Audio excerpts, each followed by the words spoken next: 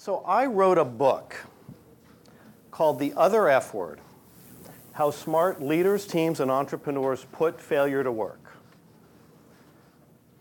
And a lot of people ask me why I decided to write a book on this topic. Actually, my wife asked me and my publisher asked me in particular, why did I want to be an expert on this topic?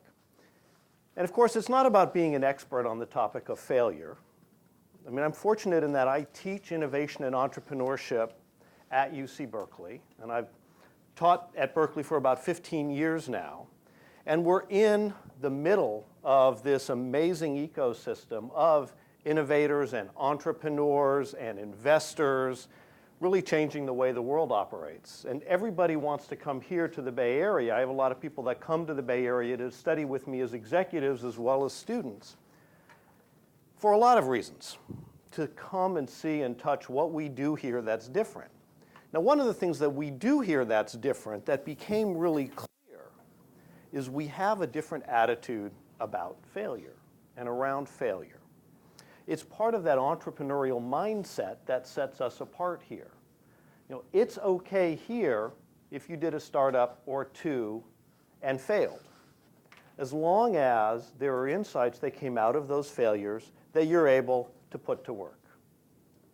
If you want to change things in your company, or if you are an entrepreneur and you want to make change happen in a sector and disrupt the incumbents, then you have to take chances. You have to take risks. You have to try and upset the status quo, or as I like to call it, the static quo, to make change happen, which is really hard if you're in a big enterprise because in some ways you want to preserve the static quo.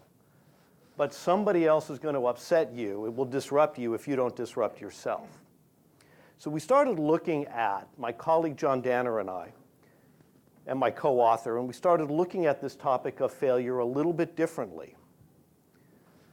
And we didn't want to have a kind of rah-rah Silicon Valley, fail fast, fail forward approach. That's written about and done. We didn't really want to approach it from the memoir perspective. You know, I failed, but I persevered, and now I succeeded. The story of those entrepreneurs like Steve Jobs, or others is great, but it may not be as extensible to the everyman. And it's not a self-help approach either, although elements of all of those are part of this. We said, what can we learn about studying failure that we can put to work, as the title promises? So in the half an hour that I've got, what I'd like to do would be to share some context, to share with you 7 stages that we identified, kind of deconstructing failure, the 7-stage failure value cycle. What happens before, during, and after a failure event, and how do you leverage it to become a failure-savvy leader or teammate? And then leave you with a few final thoughts that might be useful for you inside your organization. So let's get started. All right, so we just talked about leadership. What does every leader want in their organization if you listen to earnings calls or talks? There's typically 3 things that we'll hear.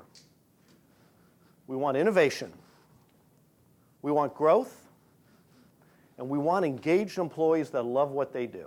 Does that feel about right? Okay, pretty much most leaders are at least predictable like that. But there's something that gets in the way of that often enough. What are those things? It could be bad execution, it could be bad strategy, it could be bad timing. But there's something else, and that's how your organization deals with failure that can frequently get in the way as well and make those things disappear. The essence of what we were looking to get at is how do we turn failure from that regrettable event that we so often like to brush under the rug and not talk about, and turn it into a strategic resource that organizations of all sizes can use. In fact, whether it's executive education or in the classroom where I teach graduate students, I will often hand out cards that have 2 sides on them because frequently they're different sides of the same event, right? One of them is the oh shit card, and the other is the aha card. Because when something bad happens, somebody, especially in a group, will go, oh shit, this just happened. And somebody else may say, you know what? That's about to happen to me. I just had my aha moment. So the inspiration for many of these new ideas, approaches, ways of dealing with challenging situations is embedded right in front of you. Now, you have to come to grips with the fact that failure happens a lot. Even here in Silicon Valley, where we have the smartest venture capitalists and the smartest entrepreneurs, 75% of companies that are invested in by these venture capitalists don't even return the capital back to the VCs. How many here do New Year's resolutions? How are those working out for you? Right? 88% of New Year's resolutions don't succeed, typically in the first month or two. By the way, I think there's only 6, right? Because we use them again and again. I'll get in shape, I'll eat better, whatever. And we just recycle them every year. Fascinating, here in Silicon Valley, in the Bay Area, 99% of patents actually don't make money. So failure's all around us. We just sometimes don't always like to look at it. I even threw Michael Jordan in there because he missed more shots than he made. Now, let's go back a little bit, because for many people, failure is an everyday reality. These are GIs in World War II, and they came up with an expression called snafu. Okay, there's a knowing laugh there, right? Situation normal, all fucked up, right? And that was their reality. And apologies there, but with the name of the book being the other F word, I kind of always give myself a little permission for that, right? Got it out of the way now. So how do we change that reality? How do we learn from those things? So let's take a minute. I want you to think of a failure that actually had in it an insight that you were able to put to work somewhere else, that you were able to use in another event or share with somebody. Good. Now I'd like you to turn to somebody near you and just take 1 minute and share that, and then I will clap my hands or something, and a minute later, let's do it the other way around, because this is the group participation part of my talk here. This is the other oxygenation part. We get to talk about failure. Don't be cathartic. Say, what's the insight? Go. Yeah, nobody here is immune. We are all experts at failing from time to this group anyway, right? We've got that expertise in, but the great thing about that is when we say, all right, here's what I learned from that experience. Here's how I put that to work. Now, how do we make that a broader capability inside organizations where people are so afraid? They're afraid to fail. They're afraid that a failure is going to be career limiting.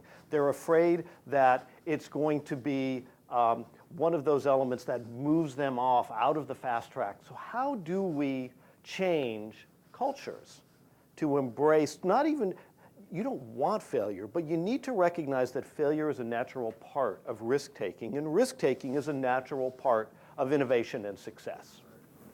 So let's do a few examples. Your screw-up became my startup. Remember the Sony Walkman? Sony invented the category. They were the most innovative consumer electronics company in the world. They then went out and they bought media companies. They had a movie company, a TV company, a music company. I know this. I was an executive at Sony for many years during this time. So who better to lead the transition from Sony in the analog arena to the digital arena than a company that had the brand, the capabilities, and the media? And of course, we all know that Sony invented the iPod, right? What did Sony do wrong? How did they fail?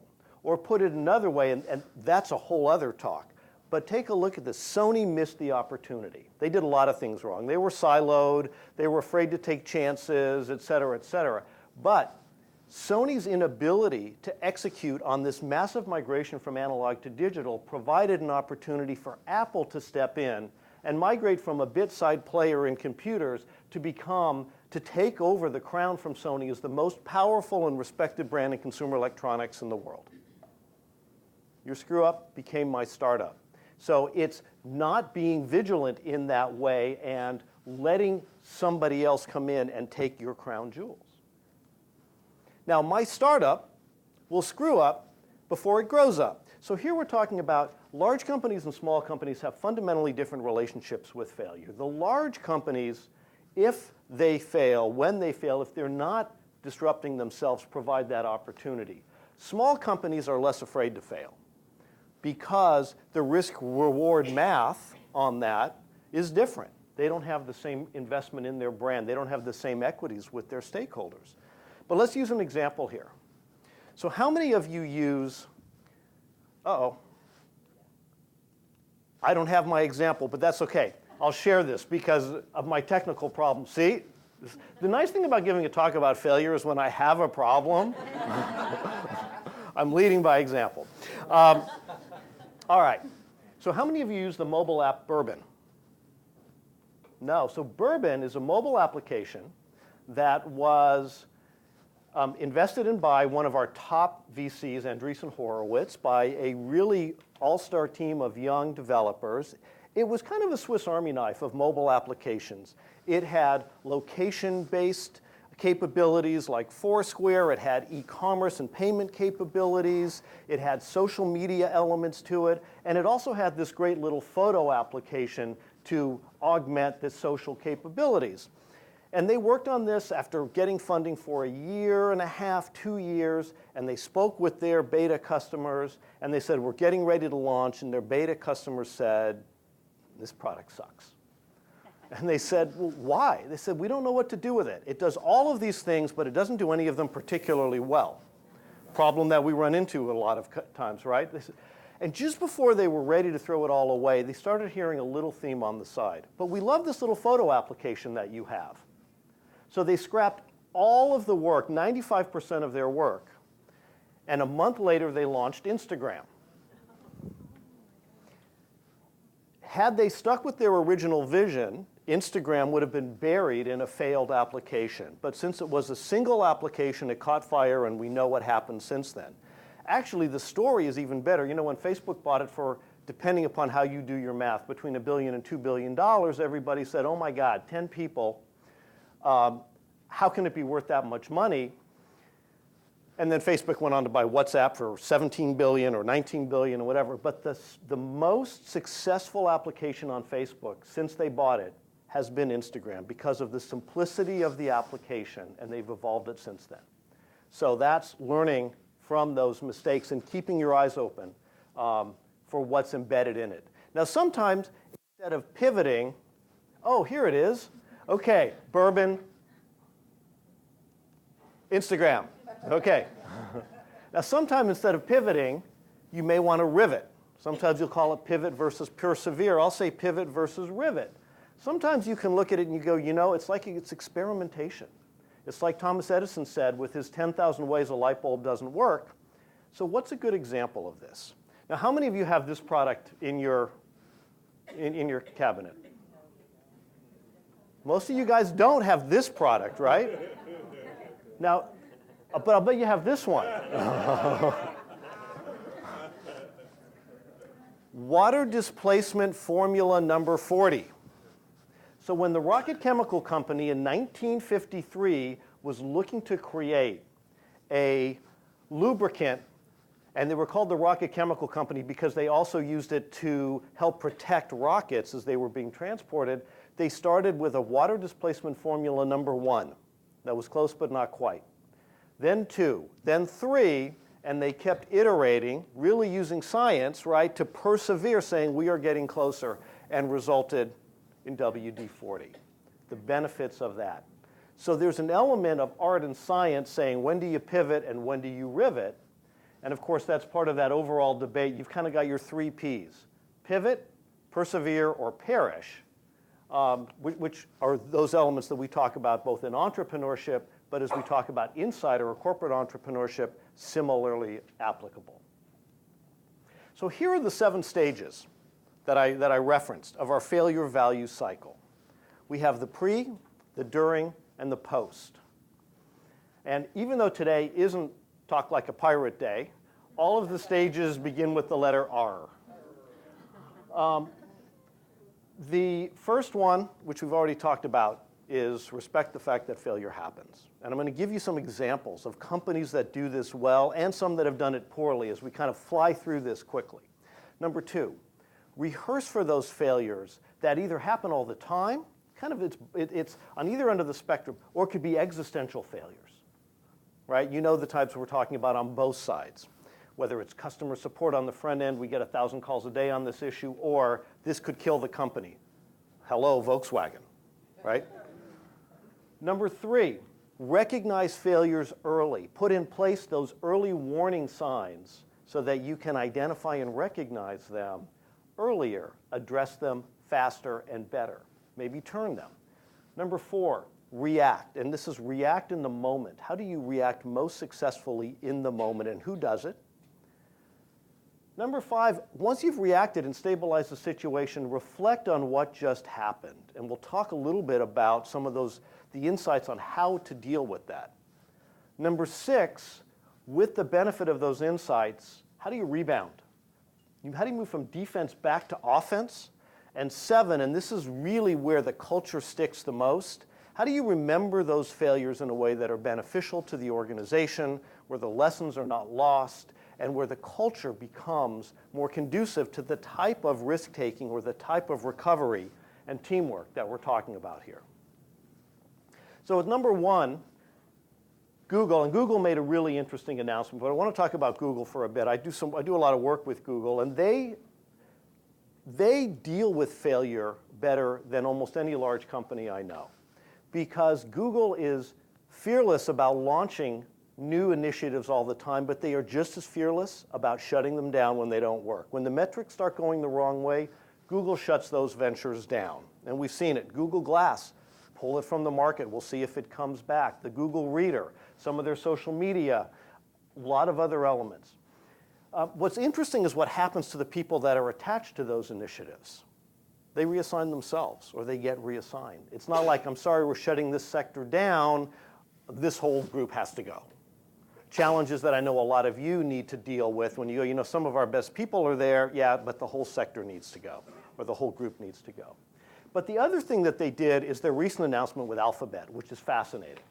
Because Google came to this realization, it had to deal with the current business they're in.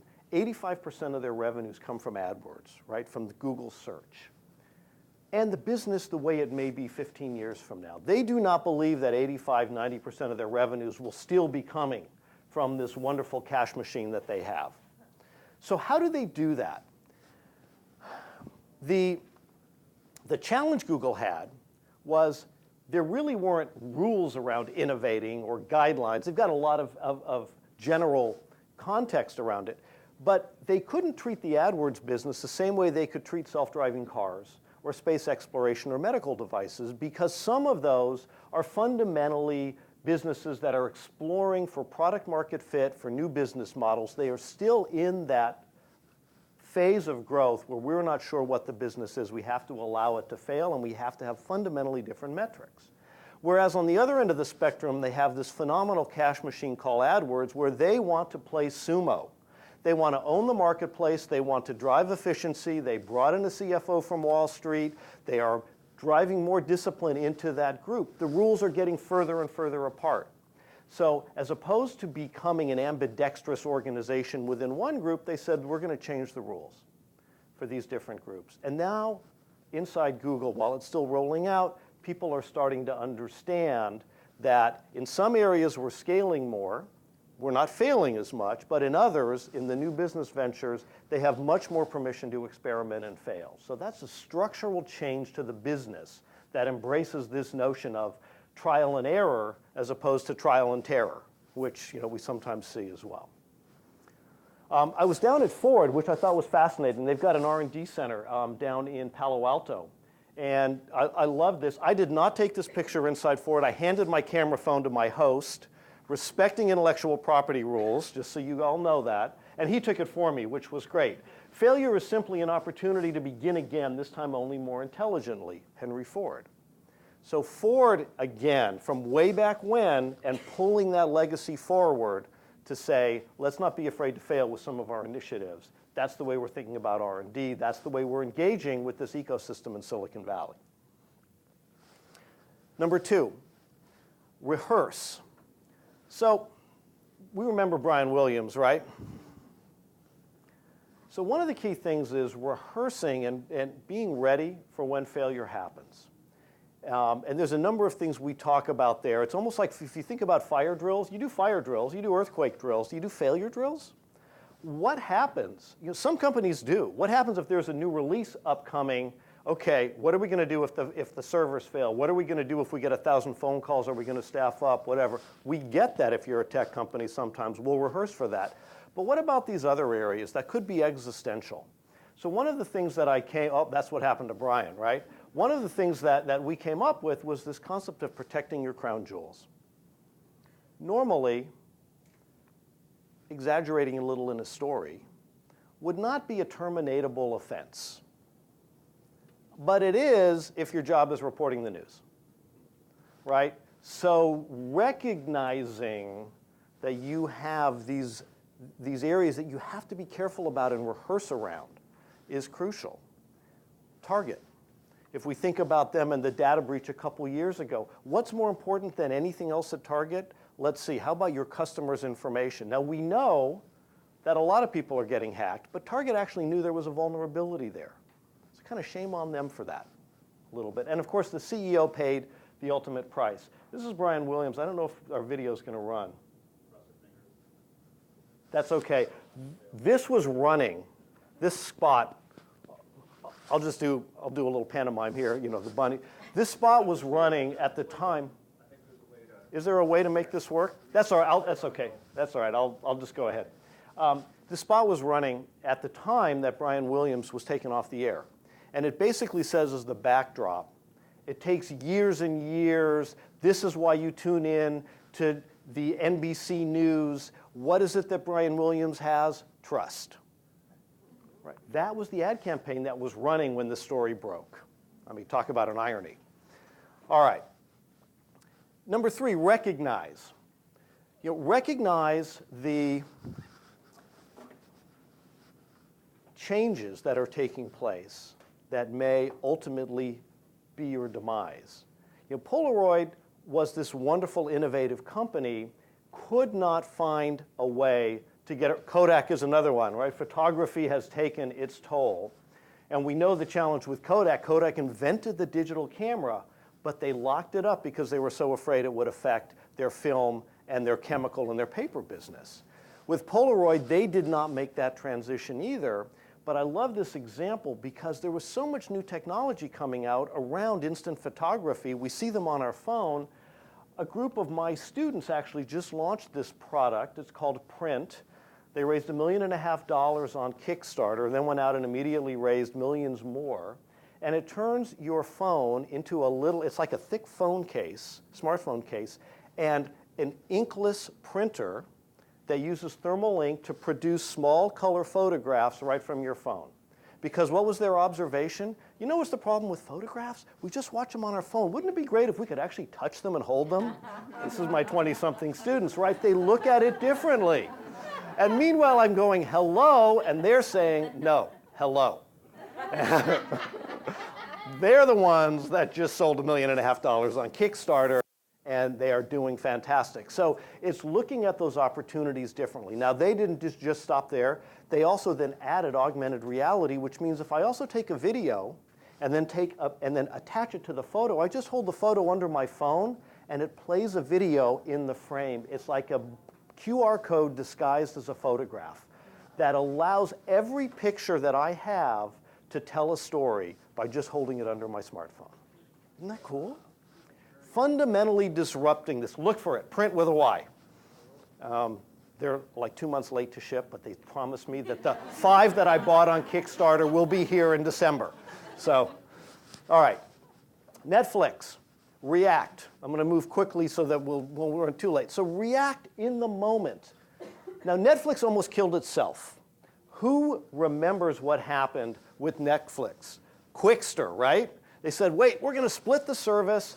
Quickster is the old Netflix you used to know and love, DVDs by mail. New Netflix is Netflix, streaming media. So they split it, and what happens to Netflix? Everybody hates it. Subscribers are defecting by the millions. Netflix stock dropped 75% in the matter of just a couple of months. And everybody says that's it for Netflix as an independent company. It's on sale, 75% off, right? Somebody's going to buy it. So what does Netflix do? This is a video that is a brief video that I would show you, but basically they send it to all of their subscribers, and that's Reed Hastings on the left saying, we're sorry, we screwed up, we didn't listen to you, give us a minute, give us a little more than a minute, and we will fix it. And you know what happened? People stopped leaving. There was enough loyalty that they said, okay, we've been heard. They stopped. Netflix then not only rolled back the price increases, reconsolidated the brands, but they looked and they said, wait a minute, we're using these smartphones for a lot of other things. Original content. As long as we've totally screwed up, let's just double down. And they started creating more original content like House of Cards. Netflix has now passed HBO as the largest original content provider, subscription provider in the US. Their stock has passed that point, so they fully recovered, in part because they didn't panic in the moment. They said, we are sorry, and they reacted quickly from the very top, reflected on what happened, and were able to then create this great rebound story that, if you fast forward all the way, becomes a part of their legacy. Do not overestimate or underestimate the customer. Coke could probably remember that with New Coke. Some of us may remember that too. Another great example of a rebound is Marvel Comics. We don't buy comic books the way that we used to. Marvel, of course, was doing some things with the movie studios, but they reshaped the way character-based movies are made. They did a deal with Disney, and they said, you know what? Don't hire really expensive people for these roles. Hire unknowns, or hire down on their luck actors like Robert Downey Jr., who had a small substance abuse problem at the time, and they turned him into Iron Man, and they enabled these guys to create franchises that could continue beyond the actors, and that took tens of millions of dollars out of the production of these movies. And Disney bought Marvel bankrupt, $4 billion. That's the trajectory. That's not bad. So coming up with the strategy and rebounding. And finally, remember. How many of us remember this? The sock puppet, Pets.com. So Julie Wainwright was the CEO. She's in the book. She's a local executive here. And she was the CEO of Pets.com. And when back then, 15 years ago, what a stupid idea, sending 50-pound bags of dog food through the mail. Nobody will ever do that. Of course, crash comes, but everybody said, bad idea, company shuts down. First, I would say, fast forward 15 years. Do you want those 50 pounds of dog food tomorrow? It's $3 extra from Amazon. So timing is really important. But the other thing that Julie did is she said, okay, I learned some things about business model. I learned some things about e-commerce. And she launched a new company called The Real Real. I don't know if any of you know The Real Real. It's luxury goods that are authenticated and consigned with a fantastic business models, because she doesn't pay for them until they're sold, et cetera, et cetera. So great business on its way through several $100 million, fundamentally profitable. Learn, remember, bake that in to your story. That's all part of who she is and her new company. So those are the 7 stages of our failure value cycle. That's kind of how to put failure to work. The last thing on the cycle that I want to talk about is 4 key things to think about. They would be the words you use as a leader, the questions you ask when there's a failure, the stories that you tell, and the relics that you may retain. So when there's a failure, what's the first question that is often asked? I wish I was most of the time for me, people go, who? Who screwed up? Who are we going to throw under the bus, because I'm moving away from the failure? All right? So the key thing is, what if we said what happened? Why did it happen? How did it happen? Where did it happen first? Now, who's going to help us fix this? Right? And the moment you change the dynamic and somebody who is concerned about their career says, wait a minute, I get to be part of the team that rescues this thing, that fundamentally shifts the discussion and that fear of failing. If the one is, whose fault is it? Who's going to volunteer for the next risky assignment? You're not going to get those. The best people certainly aren't. Most of you probably know this, the Great Place to Work Institute. And we did a lot of work with them on this. And when you talk about what creates a great place to work, the thing about it is the number one word, if you had to distill it down, that they shared with us was trust. Trust is the most important aspect of a workplace. Trust with your fellow workers, trust with your bosses. Where is trust formed? Not when everything's going well. The middle of a failure is the crucible in which real trust is formed between two co-workers. Who's got your back? Who can you trust in that environment? What happens? So handling failure in that way is a direct link to helping create a great place to work. So that's our failure value cycle, and I'm going to leave you with just a couple of final thoughts. Number one, failure is not okay everywhere. We don't throw failure parties. I'm not advocating that. You know, if you look at your organization, you have different types of failure zones. Some may be, we can't fail here. You're a financial services institution, transaction processing, no failure zone. You're an atomic energy plant, no failure zone, right? But in customer service, throw people in a little bit early. Little failures, as long as they're supervised, will enable them to learn more quickly. How about if you're in new product development or marketing? You know, if you're never failing, then that's the wrong metric, right? You need to have some failure so you can learn from that so you know you're trying hard enough. So there's number one. Think about failure zones across the organization. It's not like a vitamin everybody gets to take. Number two, apply the ungolden rule. The golden rule, do unto others. The ungolden rule, if you could do unto yourself and kill yourself, or if your biggest competitor mic'd your conference room, what would they do? Think about how they would make you fail. Think about how they would disrupt your supply chain, your value proposition, your brand, your customers, your employee loyalty. What would they do? And say, how do I disrupt that myself before they do? Because they are going to look to disrupt you. I recently was at a venture firm, and they showed a slide from one of the very large banks that had all their products around it. And right next to each one of those, they said, we have 25 firms in financial technology that are looking to disrupt this company, and here they are, feature by feature, product by product.